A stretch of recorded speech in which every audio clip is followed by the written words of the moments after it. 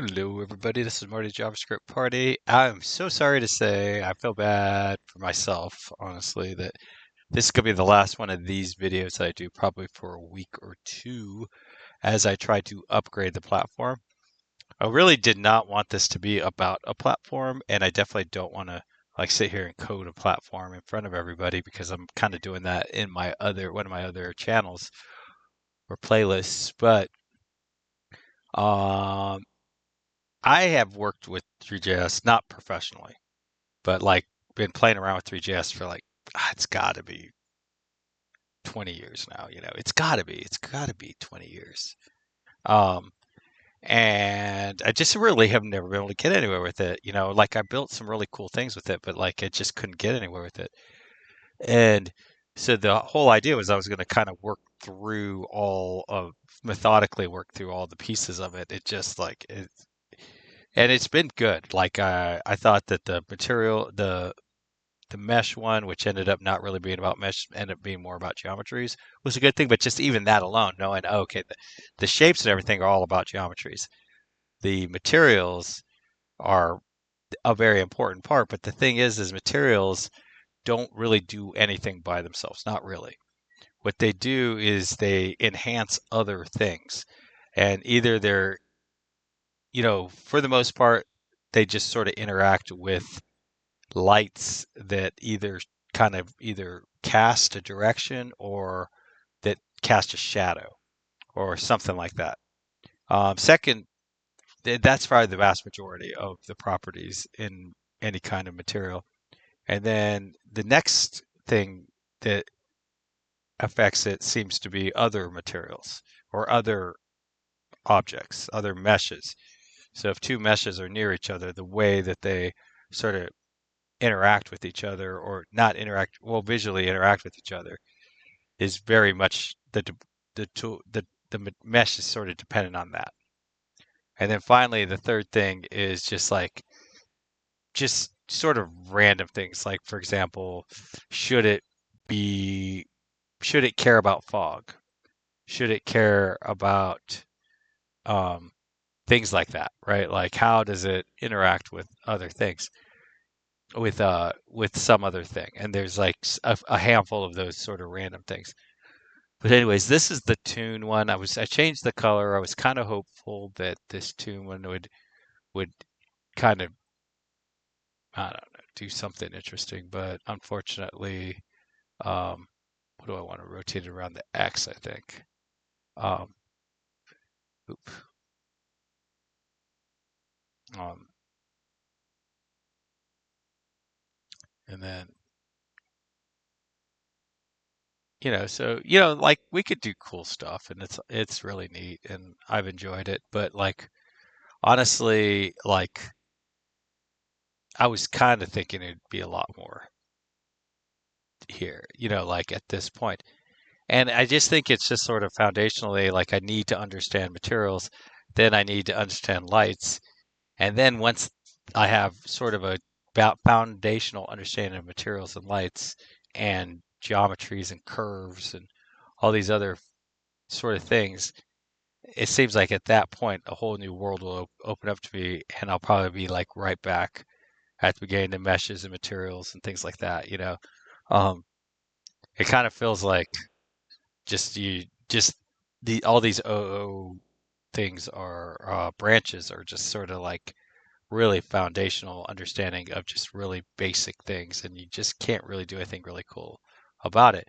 But I do like how I feel like this is a really good way, right? Like where you and we kind of just stumbled into this, but like returning like this get Toon material and then sort of building up a Toon material and returning it.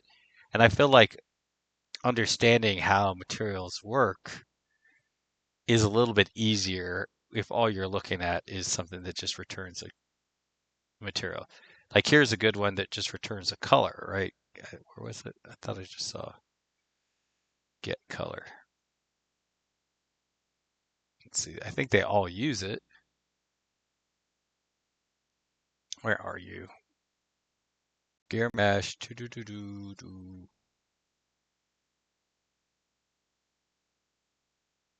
Turn, gear mesh, star. Oh my goodness. It's so wild how like you really think you understand something and then get triangle mesh, right? So this gets a shape geometry.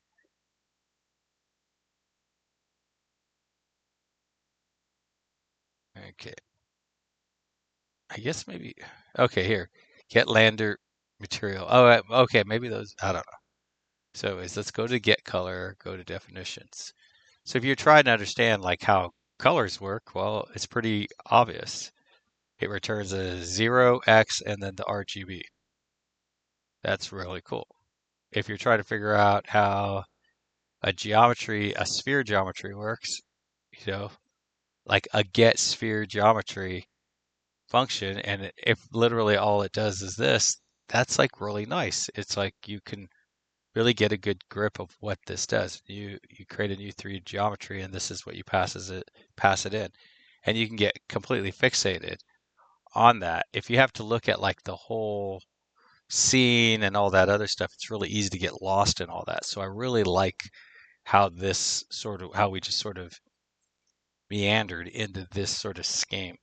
Um, but so yeah, anyways, I'm going to be working on that. I think there'll probably be like a color class. There'll be a geometry class. Uh, I think there's a curve. There'll be like a curve. Maybe a data texture class. I don't know if data textures is a thing in its own or if it's like one thing, but like it would be nice to break all these things down into like kind of their own little thing. And then so that you can focus on just one aspect of ThreeJS. Because really, ThreeJS is almost completely useless unless it's like a, it's like some kind of really fancy dish that has like 10 ingredients in it. And it's like, but the thing is like literally all the ingredients are completely useless and worthless until they're together. And that's how ThreeJS is.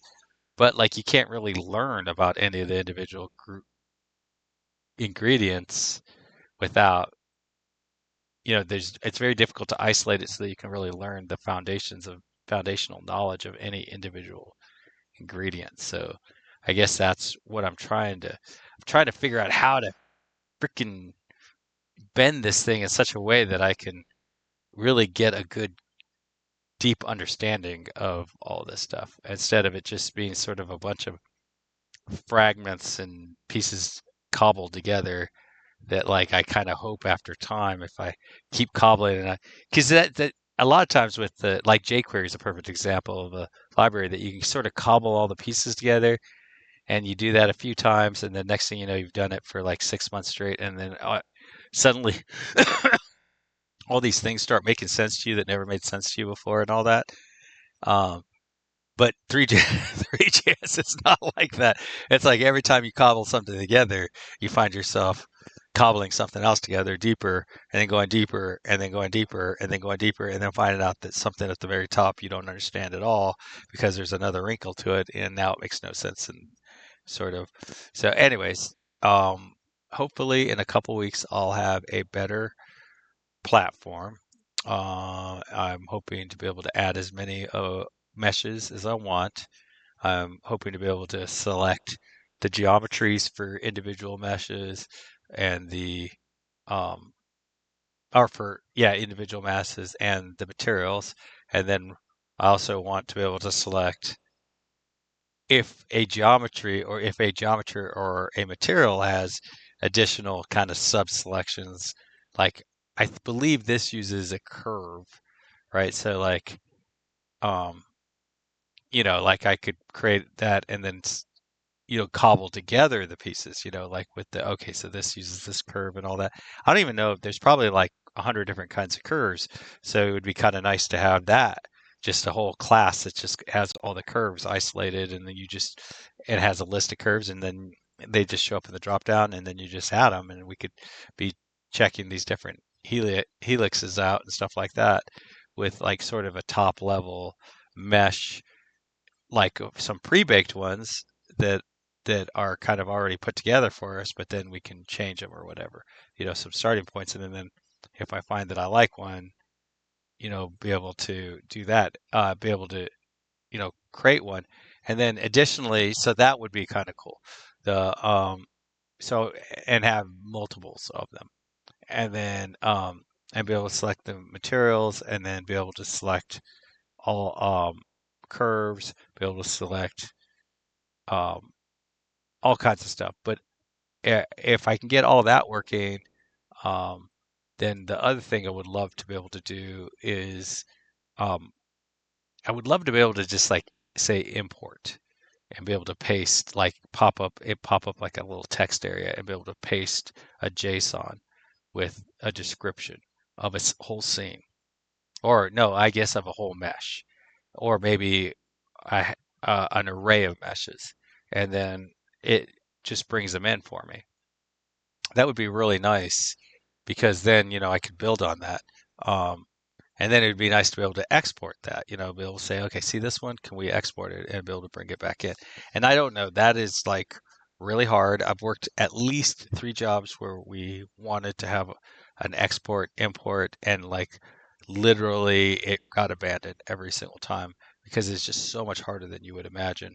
Um, and that's that. So, anyways, for this, I'm signing out for a couple weeks on this channel, and hopefully by what are we in August? So hopefully in September.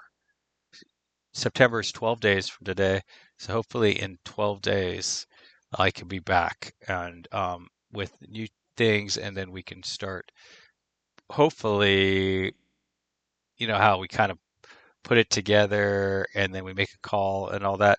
Hopefully, we'll be putting together lights on in the 003 part of this, and then we'll start doing all kinds of lights and figuring out what we need to do. So, happy coding, everybody. Have a wonderful day. Bye.